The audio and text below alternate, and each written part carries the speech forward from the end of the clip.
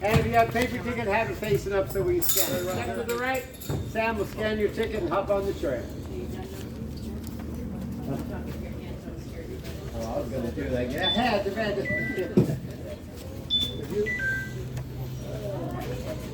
you. PR, VR, GR, QR, MRN.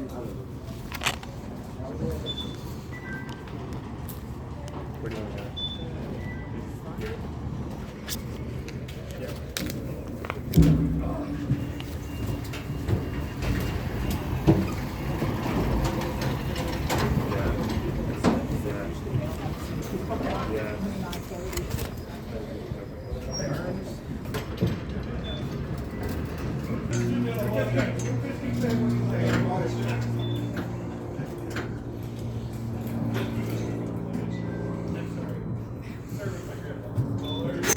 Bye. 9:30 on Monday. Holy mackerel! Usually we have 2 people there, so we're surprised. Of course, how many people are here for Bike Week?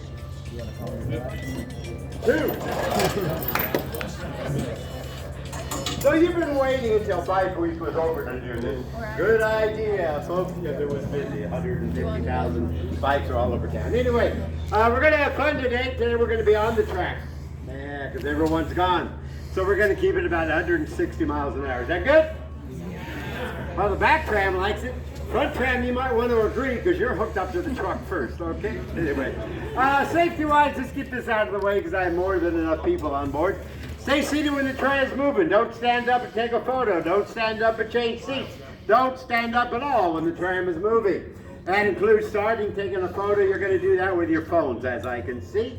Anybody got a real camera? Well, your phones are now a camera, so I need you to turn them on mute or vibrate. Do not take or make calls on the tour. It's going to interrupt the tour. Those little speakers up there by Radio Shack work on a good day. Hopefully it's a good day so you can hear what I'm telling you. A lot to tell you. Now, there's no eating on board, no smoking. That includes no baking. Something to drink, that's fine. Just have the lid on the top or your finger and don't spill it on yourself or the tray. All right? Now, when I am flying around the track at 16 miles an hour, you lose your hat, your phone, sunglasses. Don't jump off a moving tram. Sounds like common sense. We got to bring it up. Not everybody has common sense. All right, it's happened. The asphalt's going to win. It's going to be a bruise, and we don't want to go there. All right. Rain policy's pretty easy. We don't stop our tours for rain, but today we don't have to worry about it. You picked a good day to come here to see. All right, folks, I got one more question, and you guys are good. A-Tram, you're going to answer them like they did. It's called NASCAR enthusiasm, screaming and yelling. The only way you can talk to someone when you're sitting up in the seats up there, and there's 30 cars on the track 6 inches apart. So I want to hear that NASCAR enthusiasm. Are you ready for your tour? Yeah! Oh man, I don't know about this. I guess we'll have to work on it. Hi gang, hands in the air if you can hear me back there. A-Tram, B-Tram, good job. All right gang, again welcome to the Daytona International Speedway. We're a fan of racing. I'm John, going to be your tour guide and driver. Tell you all about this famous place. Why it was built, when it was built, whose dream it was, and why someone built a speedway in the middle of a beach city.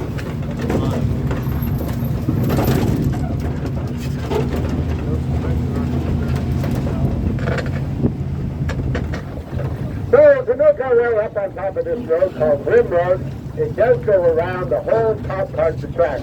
Look to the right. Straight ahead out to the right, that's turns 3 and 4. And all that grass and the lake and everything, that is 180 acres out of this initial 500-acre undeveloped lot when it all became a speedway back in the 1950s. But why did someone build a speedway here? Well, back in 1934, down by the lighthouse at the south end of the Daytona Peninsula, called the Ponce Inlet, that part of the beach, they started stock car racing. Now it really caught on, they advertised in newspaper and radio. And that's why the gentleman who built this speedway in the 1950s heard about racing on the beach of Daytona. On the radio. Now he was an auto mechanic who lived in the suburbs of Washington, D.C. That was Bill Frank Sr. Well, he heard about racing on the beach. He uprooted the family and headed south to Daytona. Now, after he arrived, he did become one of the mechanics for the main team that was racing here on the beach. But then 1941 came around and put everything on hold. But after World War II, Bill was made as one of the 6 managers in charge. But they all got discouraged. There was no rules or regulations. So in December 1947, Bill created NASCAR, the National Association for Stock Car Auto Racing. Well, now Bill wanted to build the biggest speedway. It took him 7 years to find this 500-acre lot. It literally was nothing but trees, lakes, snakes, and alligators. But it was offered for lease at $10,000 a year. Well, Bill signed the lease, got his track engineers over here to lay out the track. A day later, they went back and gave Bill some bad news. Bill, you can't build a speedway that big at this location. 2 things are already here. The first problem was right here on the left. The Daytona Airport already existed. Straight ahead, way down past turns 1 and 2, that's on the west side of the track, there's a dog racing track. So off to the right, where our new stadium is now 8 years old, that part of the track goes to the north.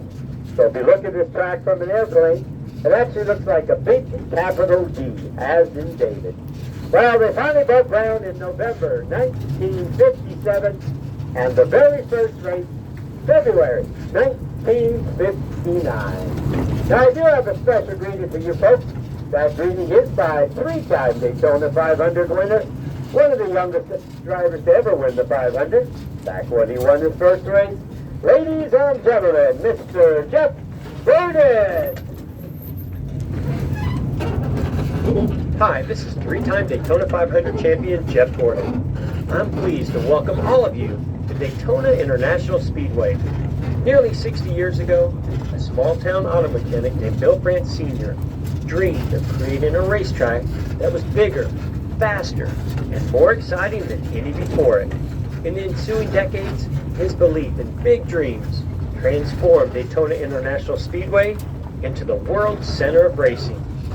Synonymous with names like Petty, Earnhardt, and Allison, Daytona International Speedway has captured the imaginations of the millions who have set foot on these hallowed grounds. Now, Bill France's dream has taken yet another step forward with the reimagination of this American icon, blending the modern amenities that today's sports fans demand with the heritage that race fans expect from Daytona. As 2016 saw the closest finish in the history of the Great American Race, it not only conjured memories of Johnny Beauchamp and Lee Petty's 3-wide photo finish in the inaugural 1959 Daytona 500, but reminded race fans everywhere that a reimagined race experience hadn't changed the core of what Bill France envisioned decades ago. Welcome to the World Center of Racing. Alrighty, folks, if you look to the left, that's turn off to the right. Straight away on the track. That's the back stretch, but notice we came down. That's right, a little hill. All 2.5 miles of the track has some angle. The back straightaway there, the only straightaway on the track, angle at 3 degrees. The high bank turns, angle at 31 degrees, and on to the left. Under those black and white seats, that's where your start-finish line is. And since the majority of you have watched this on TV, well, the start-finish line is not flat. It's actually angled at 18 degrees. Alrighty, folks, I promised you 160 miles an hour. Are you ready? Hold on to your heads, hold on to your phones, hold on to your kids. Here we go!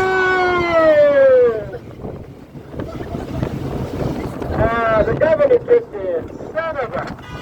Well, anyway, I got you all the way up to 17 miles an hour. Ooh, I know, that was hard. Well, here we go, folks, coming around turns 3 and 4.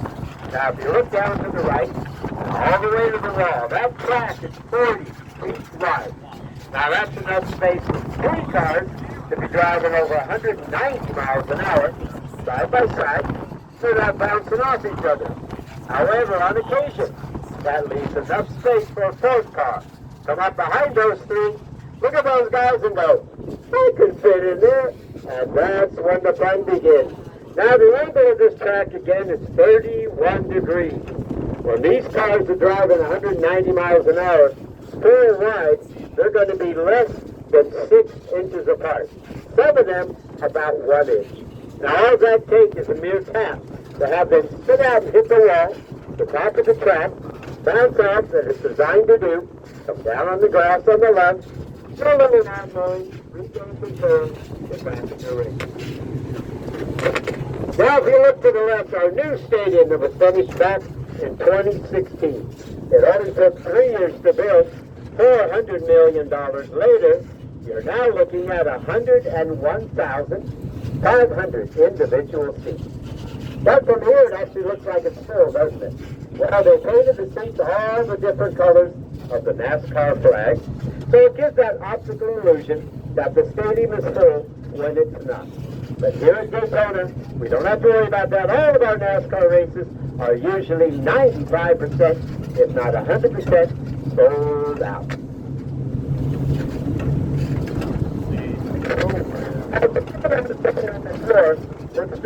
You'll see the track and the views off to the right. On a normal oval track, this would have been the second straightaway. But here at Daytona, the second straightaway is actually pit road, because Bill wanted a 2.5-mile track.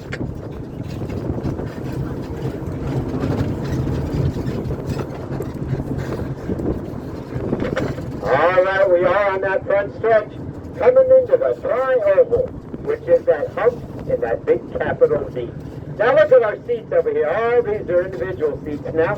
It did replace the old bleachers, where you sat on a number, lean back on the knees of some guy you don't know. Every seat has a seat back, armrest, and cup holder. And off to the left, you'll see that road kind of goes to the left. That is pit road. Now, we did have the motorcycles here for the Supercross last week, the motocross races, and in all the motorcycles all over town. This grass that used to be here was covered with 300 truckloads of dirt for the jump for the Supercross race. They dig it all up and reseed that. In about 2 months, it'll look nice and beautiful green like it did for the 500 at the end of February. Now, down to the left, that is pit road over there. 40 individual pits. What's straight ahead is your start-finish line, folks, angled at 18 degrees. Now, when I stop, exit only to the right. The mud off to the left is very muddy, very dirty, very wet. I wouldn't advise getting in there. You're going to be hiking up at 18 degrees. That is a little over half as steep as the high bank turns here in Daytona. So when I drop the chains on the right-hand side and let the climbing begin, folks. All righty, gang, drop the chains on the right and start climbing the start-finish line. 18 degrees. Come on down. All righty, gang. Well, it does look a little different than it does on TV, doesn't it? Yeah, 18 degrees. 18 degrees on TV looks about like this. Well, it's actually like this. The reason it looks flat because up on top of the World Center Racing Building, tell you about those in a bit. That's where the TV cameras are. That's 180 feet above the track. That's like an 18-story building. In the middle and the right up there is where your spotters are. Of course, there's spotters on all the teams. They're telling the drivers what to do at the track to help them win the race. So just like these folks are doing, folks, there's your start-finish line. That yellow line there is the front, and that is the laser detector that detects who is the first one across that finish line. No more photo finishes here. We saw a race a few weeks ago. 3 wide in that finish. Mi gente, disfrútenselo. Saludo Jesús Chuyito Valle, Negli de Jesús, Celeste Escobar. Saludo a mi hermano Basilio Amor también. Estamos aquí en la pista, disfrutando de este paseíto por la pista para llevárselo a ustedes cómo es esto aquí. Bendiciones, bendiciones. Constantino Amor. Again, that's pit road right over there. Now, they did a great job of cleaning up after Bike Week here. They had the 200 on Saturday. That is the motocross race around the track and the road course. We'll see a little bit of that after we go by the infield. So what the road course on this track, it gives them a 3.5-mile track. The Rolex used that, the car clubs used it. Some of the different races will use the Speedway and the road course. So it gives them a little longer time. Now, right above the start-finish line, that podium there's your flag stand right there. It's all lit up, of course, and those big pillars on top of the lights of the color of the flag at a certain time. When they drop the green flag, yellow, red, etc. Look across that black glass building. That is another membership building, kind of like the windows behind there. I'll tell you about that in a minute.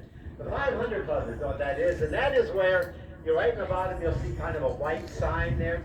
That is the stage where it says the Victory Lane. That's right. That's the Victory Lane they've been using since 2005. Why only since then? Because the building to the right, the Chevrolet building, is the original Victory Lane. Made out in the 1950s out of poured concrete and cinder blocks. However, in the fall of 2004, we had some major hurricanes blow through Daytona. Main one was Hurricane Charlie, went down actually south of Miami and headed to the Gulf. We thought we missed it, but it got to Tampa, made a right turn, followed the I-4 all the way across the state, right through the infield.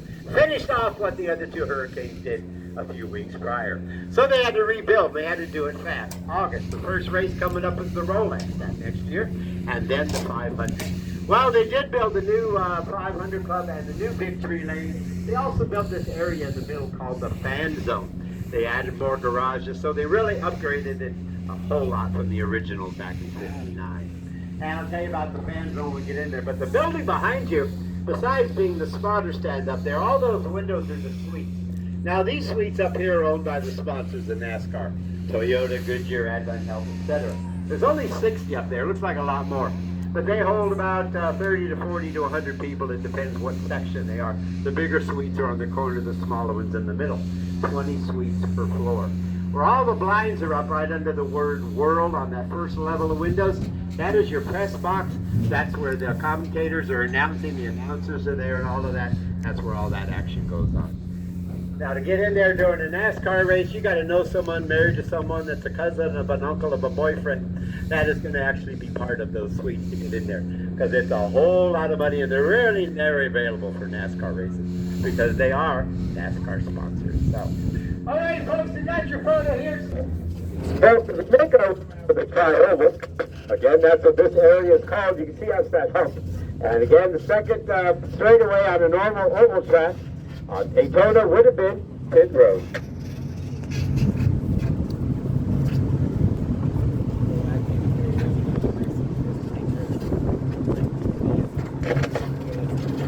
Now they're taking down all the bleachers and they're taking down the covering of all of these bleachers right here. This is part of the 500 Club. If the people in the 500 Club want to experience the elements, they'll sit over there instead of being in the suite. So again, we're coming up pit road. At the exit, on the right, that's pit number 1. Number 40. Now, Bill France Sr. was kind of superstitious with his engineers. He laid out the track, numbered the pits, but there is one pit kind of missing. Watch the numbers on the right, and you'll see how that one unlucky pit is not there. Physically, it's there. It's just not numbered unlucky. Can you find it? Number 10. Number 11. Number 12. Number 12A. Well, there you know, folks. If you're in 12A at Daytona, you know you're an unlucky number 13. But Bill's theory was, if it wasn't written with the number 13, it wasn't unlucky. Now, the big race at the end of January, before the February Daytona 500, is the Rolex 24. See this green archway on the right? This is where they line up for that 24-hour race. It is 3.5-mile track because you use the Speedway and the flat track. I'm going to show you that in just a minute. But this year they drove over 2,800 miles in 24 hours. So now on the left, folks, there's that Victory Lane. The checker floor you're going to look at is where they have the car sitting, and up on the stage is where the driver is. Now they're cleaning everything up. They don't want us to go in there right now. But look through the opening. You'll see the stage.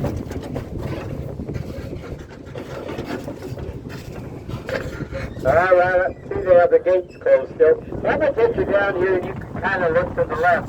The garages you're going to see are white and red. And they're unique because they have a window in them. This area off to the left in a minute is the fan zone. It's an extra ticket you buy onto your ticket up in the stadium. And we bring you in this area I'm going to show you in a minute and drop you on a tram just like this. You can walk around this area. Here's before and after the race. Now, what's cool about it, there's about 20,000 fans, but there's Mi never gente, that mi many gente. all at once. Lo Now, let's go to the dejo. left through this open gate there. There's the red and white garages, and those are your Cup Series NASCAR garages. I hope you enjoy it, and I see you next time. The window is not